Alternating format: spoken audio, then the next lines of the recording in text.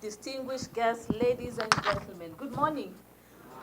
It is indeed a privilege for me to be here with you on this wonderful occasion. And before even I can go to my speech, let me start by congratulating the State Department of Forestry. I think you've been able to internalize what 15 billion is all about. Please, let us congratulate them. First of all, they have been able to develop multiple strategies. They looked at green investment, the bamboos, how do we do the red plus that is in the carbon markets, the commercial forest, they looked into that, agroforestry, all these that can act as incentives, but also can boost the economy of Kenya when it comes to the forestry department. They've also looked at the regulatory frameworks that will be able to protect our forests. And I believe you're also looking at the issues of ecotourism and how we can look at the fencing, etc., what we had discussed with the speaker yesterday, so that we can really, Kenyans can really appreciate, because 15 billion is job creation. 15 billion is improving economy. 15 billion is climate resilience. 15 billion is ecosystem restoration. And I also appreciate the fact that you have been able to rally this initiative to multiple national officials, looking at how they can restore their ecosystem. I've worked with P.S. Harry when we were in Ministry of Health at the time of the reforms, and he's quite a hard-working brother, I can assure you that, and a gentleman. He will be able to mobilize partners from health and also from mining. And we thank you for that initiative of picking up Mount Elgon. And again, what we had discussed earlier on mining restoration, that will again position you higher when it comes to ecosystem restoration in your sector. So please pick it up and see how much you can do with the miners. We know miners have a lot of resources, and so we believe that they are a key player in matters of ecosystem restoration. And so Mount Elgon, it is known as the Transboundary Biosphere Reserve, the second of its kind, but now undergoing a lot of degradation, encroachment. We have seen what is going on recently. It's just a week where we are seeing the landslides that are occurring in Uganda area. And us, we do not know what awaits us. And so it is important that we look into restoration. It has been a mountain that has, for generations, nourished the people, the rivers, and the forests. We celebrate its beauty.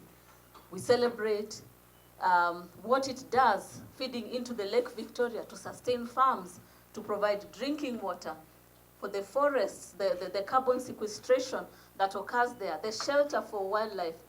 You forgot, Tarus, to talk about the colobus monkey and the elephants that are there, and other endangered species like the blue monkey and the brasa monkey. And so we are looking to preserve this, and we are happy wildlife is here to ensure that we are regulating the climate in this situation. Because when Mount Elgon suffers, the community suffers, and Kenya suffers.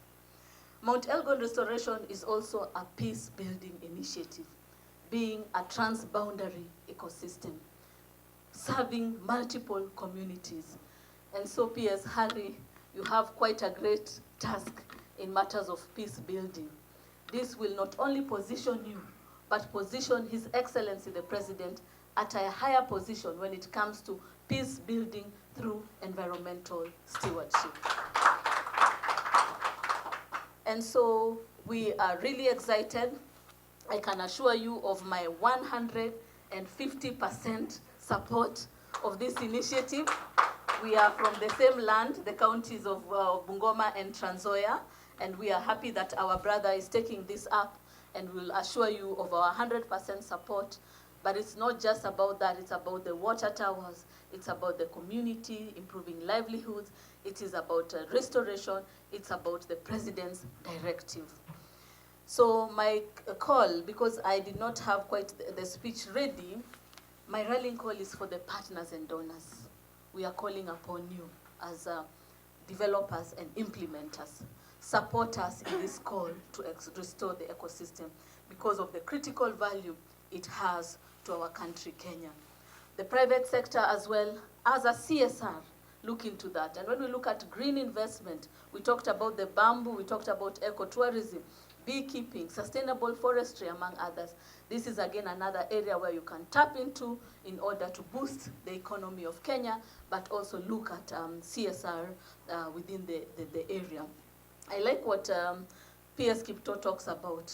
Kawi safi, hewa safi, pesa mfukoni. That is what will happen once we restore our ecosystem. We have been able to engage with multiple political leaders, the members of parliament, the governors, MCAs, among others. They're really excited about this. And again, our call to them is to also allocate resources, whether it's through NGCDF, whether it's through the FLOCA, among others, to ensure that we are meeting this agenda.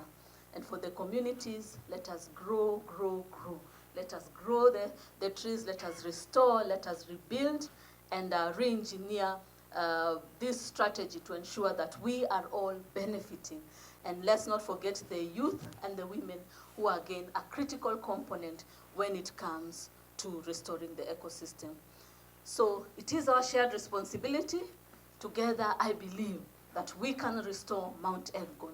We can secure our climate, and together we can build a greener, a more resilient Kenya. Asanteni sana.